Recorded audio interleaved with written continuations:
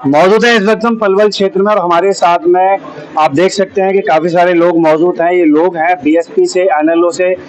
हरियाणा में बीएसपी और एनएलओ का गठबंधन है और एकजुट होकर पार्टियां अपना चुनाव लड़ रही हैं, प्रत्याशी उतार चुकी हैं। वहीं पलवल की अगर बात करें तो पलवल क्षेत्र से अभिषेक जी जो चुनाव लड़ रहे हैं बीएसपी के माध्यम से लड़ रहे हैं, एनएलओ के माध्यम से लड़ रहे हैं, नामांकन अपना कर चुके हैं।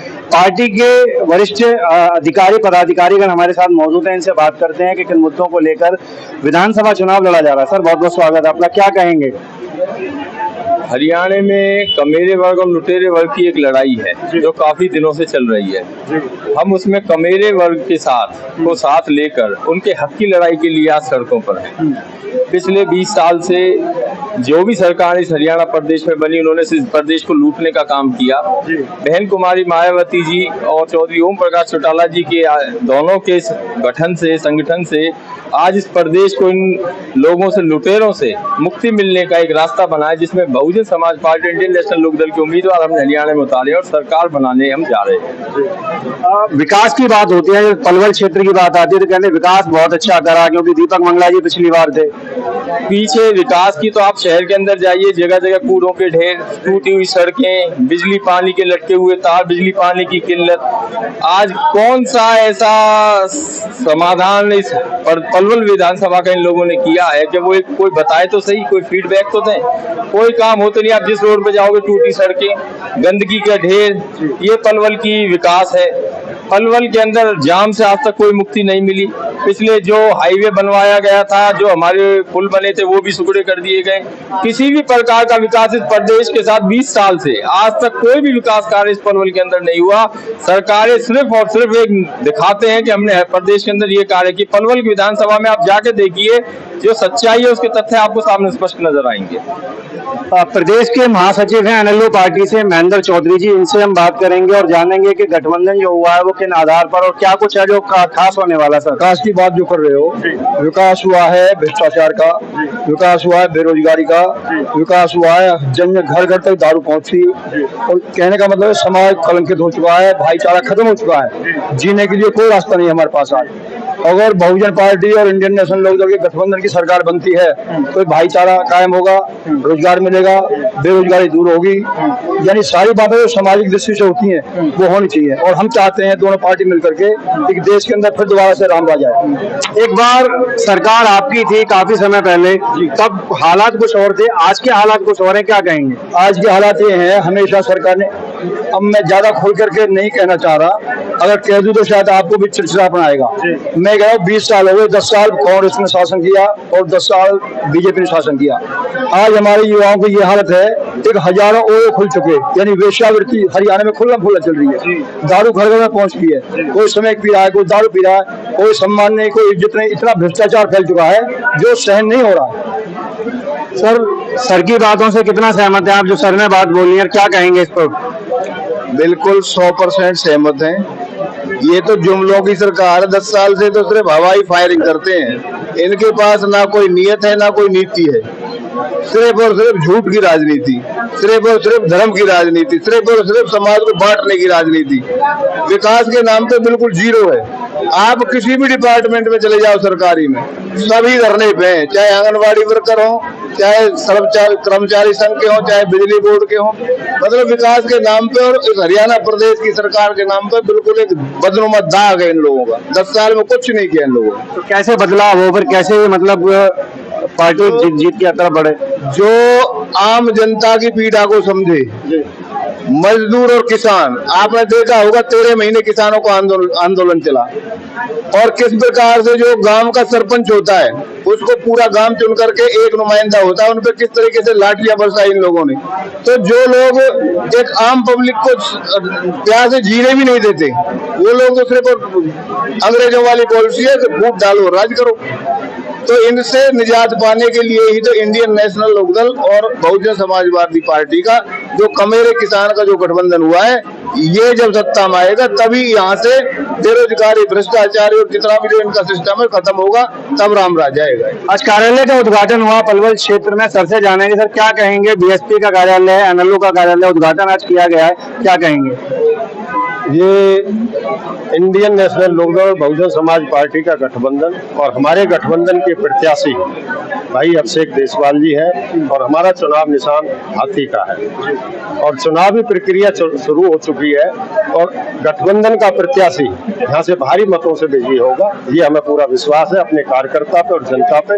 और यहाँ की जनता बहुत त्रस्त है, ना यहाँ कोई विकास हुआ है। विकास की बात करें तो सिर्फ सड़कें तोड़ी गई है, नाले तोड़े गए और स्थिति वही की वही है। सड़कों में आज भी गड्ढे हैं, नालों में ये स्थिति है। 2 बार बनने के बावजूद भी शहर जलमग्न होता है, 4 बूंद डलने के बावजूद। गंदगी के जगह जगह ढेर है, युवाओं को रोजगार नहीं मिला है, कर्मचारियों के भी साथ ये स्थिति है, व्यापारियों के साथ भी ये कानून व्यवस्था चरमराई हुई है और किसान भी अपने आप को ठगा हुआ महसूस कर रहा है। प्रत्याशी हैं बीएसपी के हमारे साथ में अभिषेक जी, इनसे हम बात करने की कोशिश करेंगे कि किन मुद्दों को लेकर रण क्षेत्र में आया जा रहा है और क्या कुछ है जो इस इलेक्शन में खास होने वाला है। देखिए, इलेक्शन तो वैसे ही खास हो गया है कि जब एक युवा चेहरे पर बसपा और एनएलडी गठबंधन ने भरोसे दिखाया तो अपने आप जो विपक्षी दलों में चिढ़ लग गई और दोनों में होड़ लग गई कि दिखा दें ये कांग्रेस का है या ये बीजेपी का है, ये किसकी वोट काटेगा। लेकिन फिर कमाल की बात तो ये है कि कहीं कहीं से सुर्खियों में आ रहा है कि शैलजा जी ने कह दिया कि भैया अपना पूरा समर्थन बीएसपी को दीजिए, जो बच जाए कहीं और दीजिए। तो कांग्रेस की हालत तो ऐसे ही खराब होगी है। और कांग्रेस के अगर इतिहास की बात करें, जो सत्ता से गई उन्होंने हरियाणा को आग में झोंक दिया, उसके बाद सोने सुहागा ये हो गया, 10 साल में वो आग बुझी नहीं पाई। तो दोनों पार्टियां जो रही विपक्षी में, अब जो विपक्षी दल है हमारे, उन्होंने कभी इस तरीके से सोचा नहीं कि भाईचारा कैसे बनाएं। आज इस भाईचारे की मिसाल आप देखिए कि बसपा और एनएलडी गठबंधन दोनों अपने आप में एक बड़ी चीज है। ताऊ देवीलाल जी और जी काशीराम जी। मुद्दों पर बात करते हैं, किन मुद्दों को लेकर आप चुनावी क्षेत्र में हैं और क्या कुछ है जो आगामी चुनावों में देखने को मिलेगा। देखिए, एक विधायक का सबसे बड़ा जो रोल होता है उसकी कॉन्स्टिट्यूएंसी में होता है। अगर वो बात करें जैसे हमारे दूसरे प्रत्याशी कर रहे हैं, फलानी मेट्रो का कनेक्शन वहां से, फलानी रोड का कनेक्शन वहां से, जब मेरे सेक्टर की मेरी कॉलोनी की सड़कें नहीं बनी होंगी तो मैं एक्सप्रेस वे पे पहुंचूंगा कैसे। अगर बात करें कि भैया बड़ी बड़ी योजनाएं आएंगी, अगर भ्रष्ट अधिकारी यहाँ बैठे रहेंगे, नेता भ्रष्टाचार करते रहेंगे तो उन योजनाओं को कहां से करेंगे। तो अपने जो सबसे बड़े मुद्दे हैं, सबसे पहले भ्रष्टाचार रोकने का है। वो भ्रष्टाचार नहीं जो 600 करोड़ का है, वो भ्रष्टाचार जब मेरा वर्ग कोर्ट कचहरी में जाके 100, 200, 500 की रिश्वत देता है, उससे उनको बहुत पीड़ा होती है। नेता 1000 करोड़ 2000 करोड़ खा जाए, जनता को फर्क नहीं पड़ता, लेकिन उसकी जेब से जब 100 रुपए निकल के जाते हैं वहाँ भ्रष्ट अधिकारी के पास, उसको दुख होता है। तो पहला मुद्दा ये है जो रूट लेवल का भ्रष्टाचार है उसको खत्म किया जाए। दूसरा ये है जो सेंटर की स्कीम में भ्रष्टाचार फैला हुआ है उसको वहीं रोककर यहाँ पूरा छान छान के काम किया जाए। तीसरा रोजगार, चौथा शिक्षा और 5वां स्वास्थ्य। सर, किसान क्षेत्र है आपका, पलवल जो है पूरा किसान क्षेत्र है, क्या कहेंगे किसानों के लिए क्या प्राथमिकताएं रहेंगी। देखिए, किसानों की सरकार है जिसमें मैं चुनाव लड़ रहा हूँ। ताऊ देवीलाल खुद किसान थे, उनके बच्चे भी किसानी करते हैं। ऐसा नहीं है नेता बन गए तो किसानी छोड़ दिए। तो सबसे बस यही है कि एक बार मौका देंगे तो किसान का जो मान सम्मान पिछले 20 सालों में इन सरकारों ने खोया, जब 4-4, 5-5 रुपए के फसल के जो चेक आते थे जो खराब हो जाती थी, और अब जब उनके पैसे लेने के लिए पटवारियों को रिश्वत देनी पड़ती है, उससे निजात मिलेगी। अगर आपके इस बच्चे को आपका सपोर्ट मिलता है, ताकत मिलती है, तो जो किसान का मेरे वर्ग का सम्मान है वो यहाँ लेकर चलूंगा, जूतियों में नहीं। दादा, क्या कहेंगे, आशीर्वाद मांग रहे हैं आपसे, मतदान के लिए कह रहे हैं, क्या कहेंगे, किस तरीके से आशीर्वाद देंगे अभिषेक भाई को आप।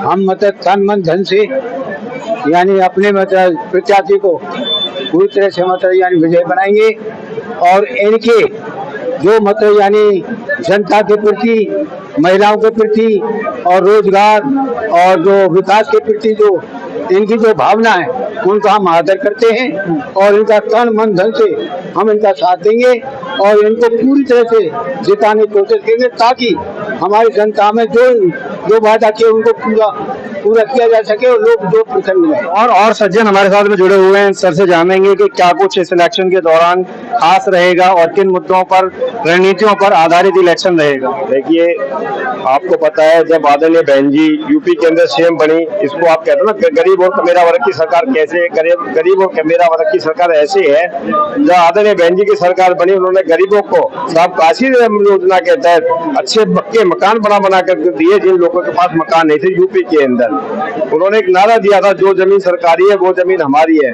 आदरणीय बहन जी ने गरीब लोगों को एक एक किला जमीन अपनी तरफ से गरीबों को अलॉटमेंट की थी। साफ तौर से कहना है कि जो सरकार बनेगी ये गरीबों की सरकार होगी। देखना ये होगा कि नतीजों के बाद में क्या कुछ खास होने वाला है। कैमरा पर्सन सुधा तिवारी के साथ मैं गिरीश कुमार, 10 न्यूज नेटवर्क, पलवल।